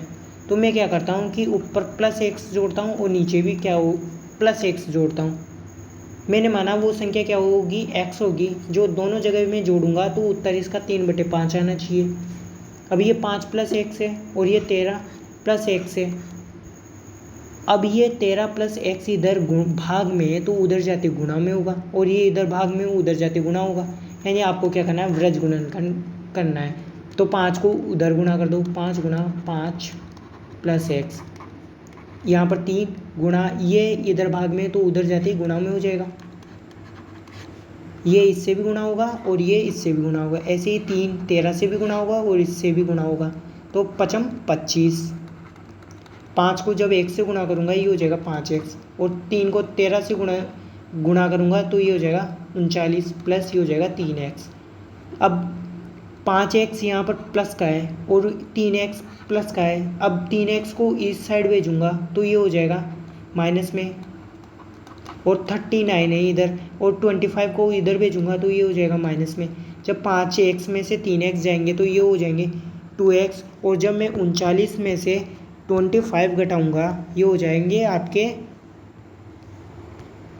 14, तो 2x बराबर हो जाएगा आपके 14, तो x बराबर क्या हो जाएगा 7। आप क्या करोगे, 2 का इस साइड भाग कर दोगे तो x का मान क्या आया 7। चाहे तो आप उत्तर की जांच करने के लिए x का मान यहाँ पर रखो, 5 में आप 7 ऐड करो और 13 में आप 7 ऐड करो। 5 + 7 कितने होते हैं, ये होते हैं 12, और जब 13 में आप 7 ऐड करते हो तो ये होता है 20। अब मैं 2 से काट रहा हूँ, 2 2 छिंग 12, और 2 से इसे काटूंगा तो ये हो जाएगा 10, फिर 2 से काट रहा हूँ, 2 तिया 6, 2 पंजे 10। क्या इसका मान वापस 3/5 आया था, जो मान यहाँ पर दे रखा था, तो आपका उत्तर सही है।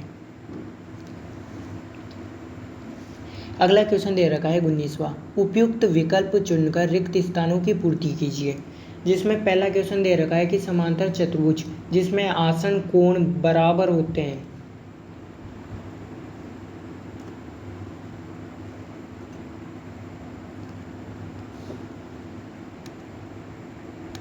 जिसमें पहला क्वेश्चन क्या है कि समांतर चतुर्भुज जिसमें आसन कोण बराबर होते हैं, बराबर हो या संपूरक हो।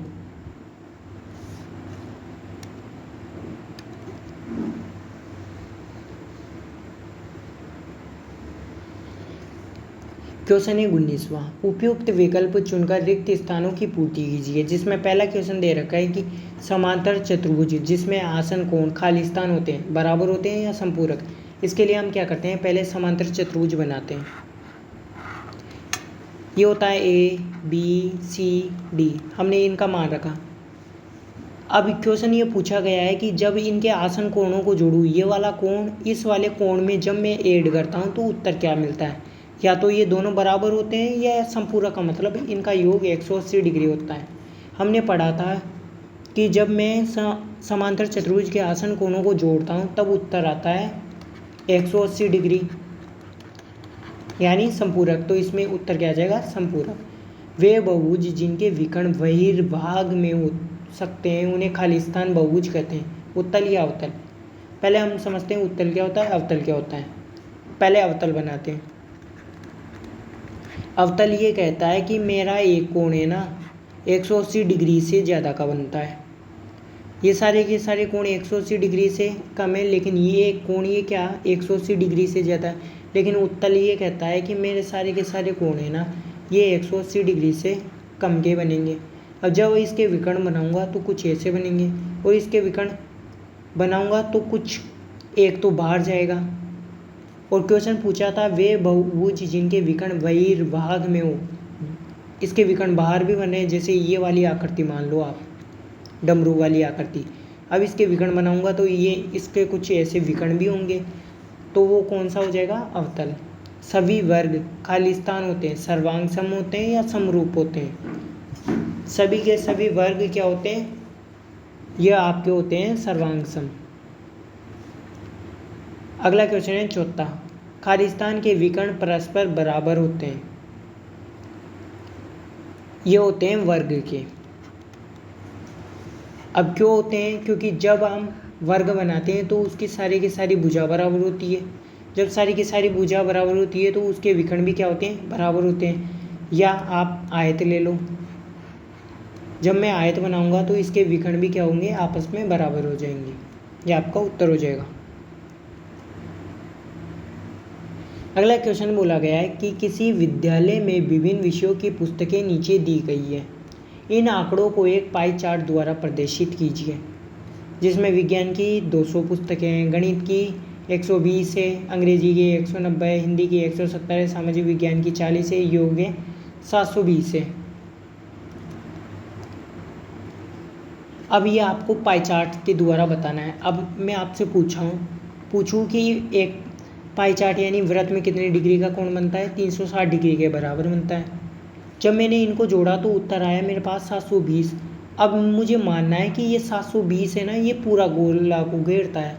तो मैंने माना कि जो ये व्यक्तियों की संख्या है या पुस्तकों की संख्या मान लेते हैं इसे, पुस्तक की संख्या जो कि 720 है, टोटल तो 720 है, वो कितने डिग्री के बराबर है?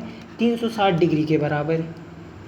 मुझे एक पुस्तक की संख्या ज्ञात करनी है कि वो कितने डिग्री की बनेगी। तो एक पुस्तक कितने डिग्री का कोण बनाएगी? तो 360 में आप क्या करोगे? 720 का भाग दोगे। जब आप 360 में 720 का भाग दोगे तो उत्तर आएगा 1/2, 1/2 या 0.5 आ जाएगा। ठीक है, तो एक पुस्तक कितने डिग्री का कोण बनाएगी? आधे डिग्री का बनाएगी। तो 200 पुस्तकें कितने डिग्री का कोण बनाएगी? इसे आप 0.5 डिग्री या 1/2 से गुणा कर लो, उत्तर आपको मिल जाएगा। जब 1/2 से गुणा करूँगा तो ये बनाएगा 100 डिग्री का कोण। जब 120 डिग्री से गुणा करूँगा इसको मैं, तो ये बनाएगी 60 डिग्री का कोण। जब इसे 1/2 से गुणा करूँगा तो ये कोण बनाएगी 95 डिग्री का कोण। जब 170 को मैं 1/2 से गुणा करूँगा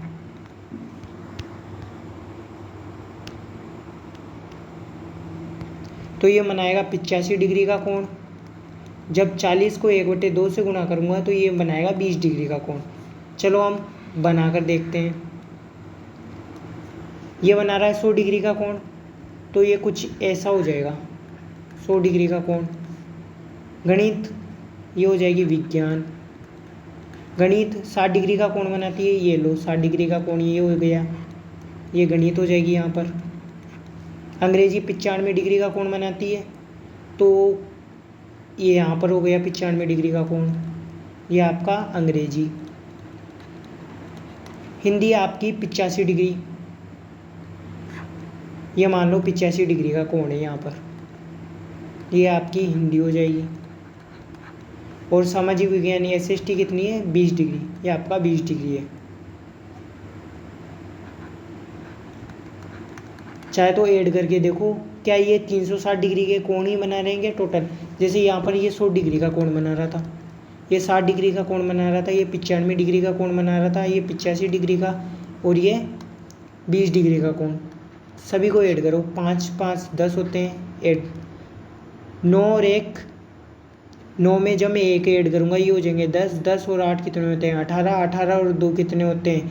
ये होते हैं 20, 20 और 6 को कितने होते हैं? 26, 26 की 2 हासिल गई 2, 2 और 1 3। क्या 360 डिग्री मिला वापस? तो आपका उत्तर सही है।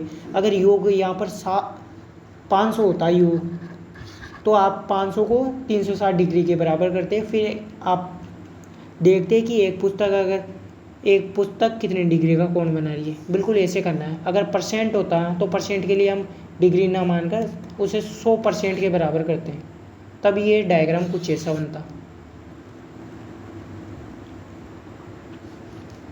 अगला क्वेश्चन है 24वां, समय और दूरी के संबंधों को प्रदर्शित करने वाला आलेख खींचिए। इसके लिए हम क्या करते हैं, पहले ग्राफ खींचते हैं, फिर हमने क्या खींचा, ऐसे एक्स एक्सिस बनाओगे, ऐसे वाई एक्सिस बनाओगे। जैसे मैंने माना पैमाना, जब भी आप बोर्ड का एग्ज़ाम दो तो पैमाना ज़रूर लिखा करो।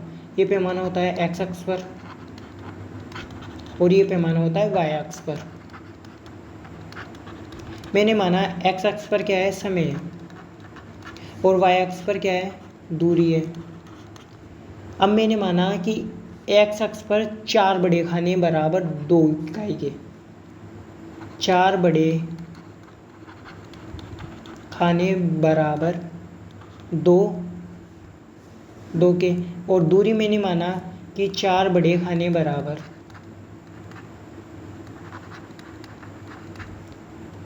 10 के। तो मैंने माना एक खाना, 2 खाना, 3 खाना, ये 4 खाने हो गए।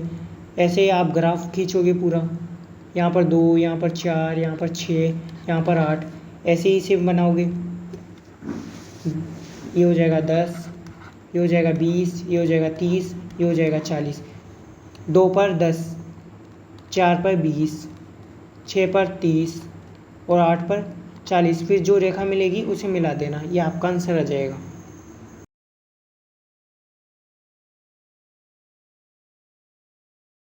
अगला क्वेश्चन है 8। पहला, 8 का घनमूल होगा। जब मैं 8 के टुकड़े करूँगा तो उत्तर आएगा 4। फिर 4 का टुकड़ा करो, ये आएगा 2। फिर 2 का टुकड़ा करो 1, तो इसका घनमूल क्या हो जाएगा 2। 5x व 25 का सार गुणनखंड करना है, यानी सार पहले इसके टुकड़े करना है, खंड करना है, जो कॉमन आ रहा है वो इसका सार हो जाएगा। यानी 5x के टुकड़े क्या होंगे 5 गुणा x, 25 के टुकड़े क्या होंगे 5 गुणा 5। तो इसमें 5 कॉमन मिल रहा है तो इसका उत्तर हो जाएगा 5। अगला क्वेश्चन है चौथा। बिंदु 0 व 3 का कहाँ स्थित है। अब पहले आप क्या करोगे, ग्राफ खींचोगे। ये एक्स एक्सिस हो गया, ये वाई एक्सिस हो गया। यहाँ पर 0 होता है, इस साइड एक्स का मान पॉजिटिव होता है और इस साइड नेगेटिव। ऊपर की साइड पॉजिटिव और नीचे की साइड नेगेटिव। अब ये देखोगे कि मुझे x पर 0 जाना है और y पर 3 जाना है, तो x पर यहाँ पर 0 हो जाएगा और y पर कितना हो जाएगा 3। अब ये बिंदु कुछ यहाँ पर मिलेगा, ये मुझे x अक्ष पर मिला नहीं मिला, y अक्ष पर मिला हाँ, ये मुझे y अक्ष पर मिला। क्या ये प्रथम चतुर्थांश में है, ये प्रथम में भी है और सेकंड चतुर्थांश में भी है, ये बीच में है। ठीक है, तो इसका उत्तर केवल ये नहीं होगा। ये तृतीय चतुर्थांश में यहाँ पर है क्या, नहीं होगा, तो इसका उत्तर क्या हो जाएगा, ये y अक्ष पर है। अगला क्वेश्चन है 5वां। निम्नलिखित संख्याओं को मानक रूप में लिखना है। अब ये बिल्कुल सिंपल तरीके से लिखा हुआ है ये सारे क्वेश्चन। अब आपको इसे स्टैंडर्ड रूप में बदलना है, यानी कि बोलने पर भी सुविधा मिले मुझे। तो मैं क्या करूँगा कि 207 है, इसके पीछे गिनो जीरो कितनी, 1 2 3 4 5, 10 की पावर 5 से गुणा किया है। मुझे पॉइंट एक संख्या के बाद लगाना है। अब यहाँ पर पॉइंट लगाना है, तो मैं क्या करूँगा 100 का भाग दूंगा। जब 100 का भाग दूंगा तो 100 का गुणा भी करना पड़ेगा। जब 100 का भाग दूंगा तो ये हो जाएगा 2.07। यहाँ पर 10 की पावर 5 और यहाँ पर 10 की पावर 2। जब आधार सेम हो तो गुणा में घाते जुड़ती है, तो 5 में 2 ऐड करो तो आपके उत्तर हो जाएगा 10 की पावर 7। ये आपका आंसर हो जाएगा। अगला क्वेश्चन है दूसरा। 0.00002459, ये आपको सब क्वेश्चन दे रखा है, इसे मानक रूप में बदलना है। तो पहले आप क्या लिखो, ये वाली संख्या लिखो पीछे वाली 2 4 5 9।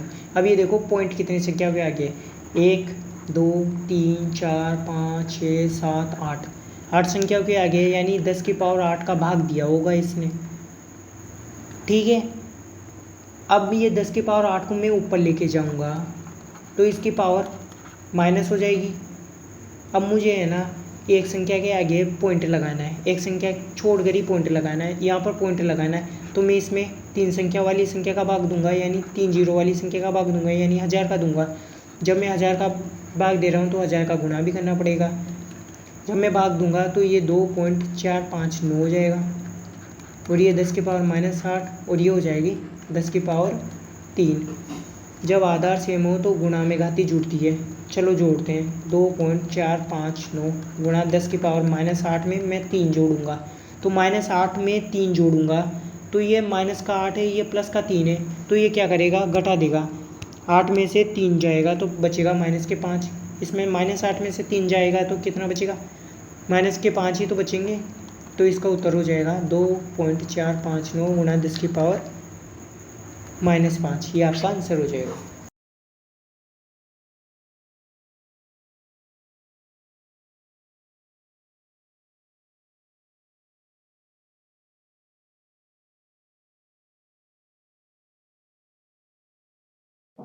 हेलो दोस्तों, अगर हमारी बनाई हुई क्लासेस आपको अच्छी लगती है तो आप लाइक कीजिए, अपने दोस्तों के साथ शेयर कीजिए एवं सब्सक्राइब कीजिए तथा बाकी की क्लासेस आपको डिस्क्रिप्शन बॉक्स में मिल जाएगी। धन्यवाद।